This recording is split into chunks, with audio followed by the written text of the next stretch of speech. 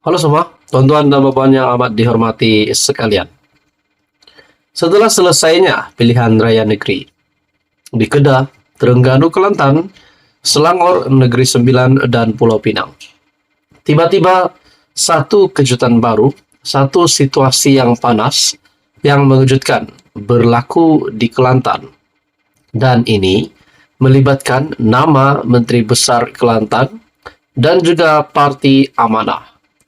Untuk kita mengetahui apa yang berlaku, mari kita dengar atau mari kita lihat dalam satu berita artikel dari Sinar Harian yang menyebut nama MB Kelantan dan juga Amanah. Satu artikel dari Sinar Harian, Amanah desak Menteri Besar Kelantan mohon maaf, tarik balik kenyataan.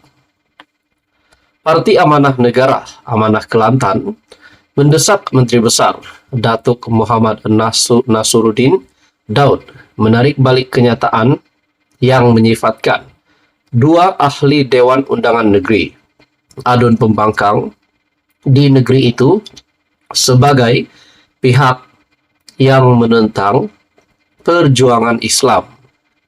Pengarah Operasi Biro Kanan PRN Amanah Kelantan, Hisham Fauzi berkata, Muhammad Nasruddin juga dituntut untuk membuat permohonan maaf kepada kedua-dua wakil rakyat daripada Pakatan Harapan dan Barisan Nasional itu.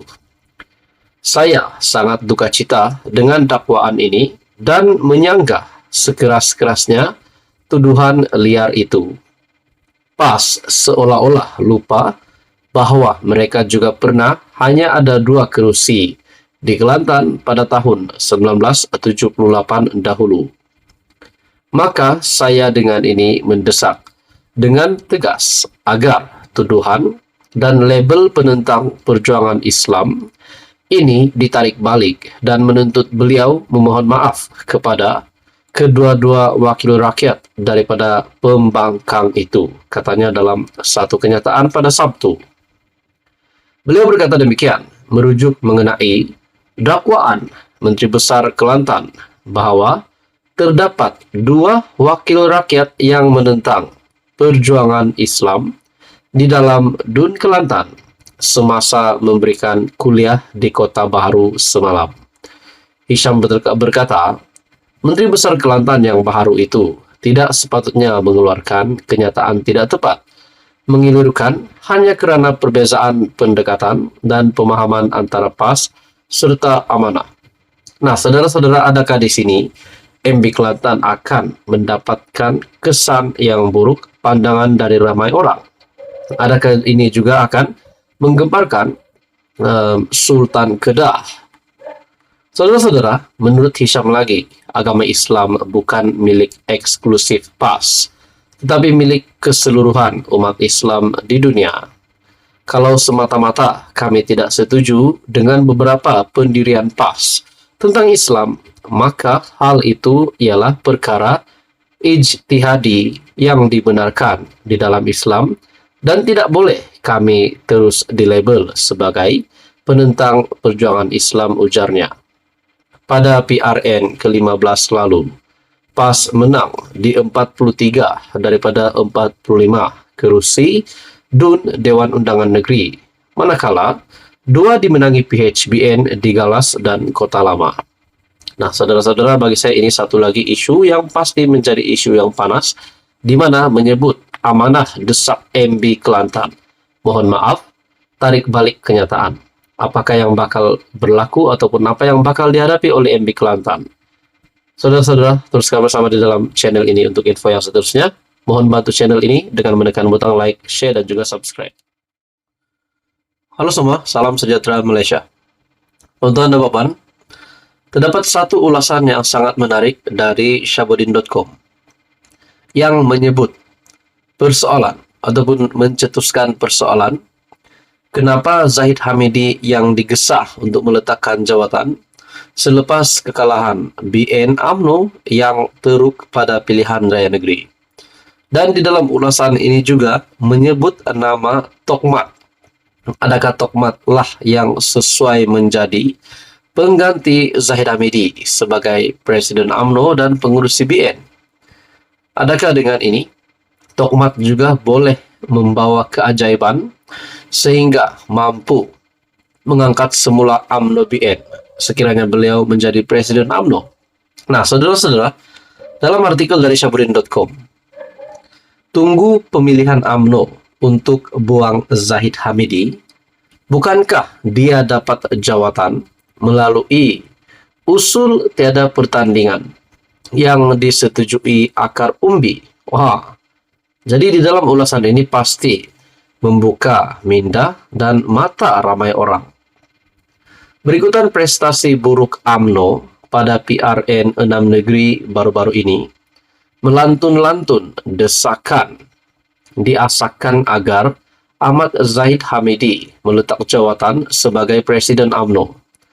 Persoalan pertama, jika Zahid Hamidi meletak jawatan, apakah masalah UMNO akan serta-merta selesai dan ia selepas itu terus mencapai keputusan gemilang pada PRU 16 akan datang?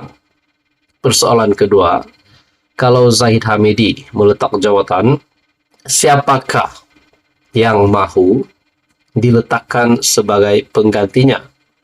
Kiranya pengganti yang akan ambil alih itu ialah Muhammad Hasan atas kedudukannya sebagai timbalan presiden sekarang ini. Sejauh mana beliau ada keajaiban untuk memulihkan UMNO?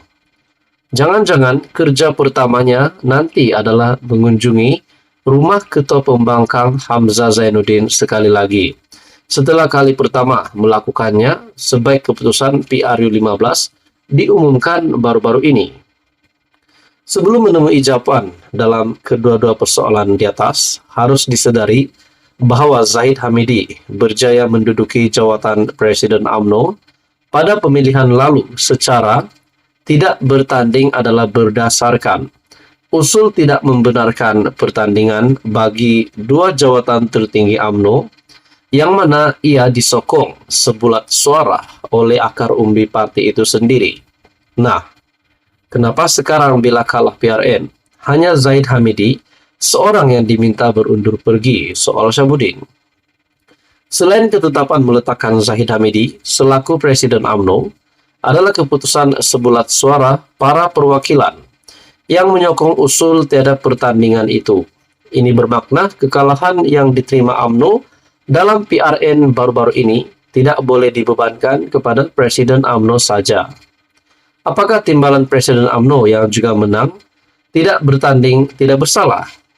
Dalam bahasa paling mudah dan melihat apa yang berlaku kepada UMNO kini, sementara Zahid Hamidi sering dicop sebagai beban utama.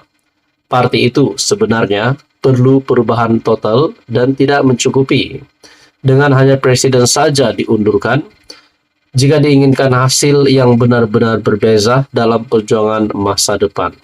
Adakah di sini Syahbudin mempersoalkan, mungkinkah sepatutnya UMNO dibubarkan saja? Ini karena jika Zahid Hamidi saja diundurkan, pengganti dan susunan di bawahnya masih mereka yang gagal dalam package Presiden UMNO sebelum ini.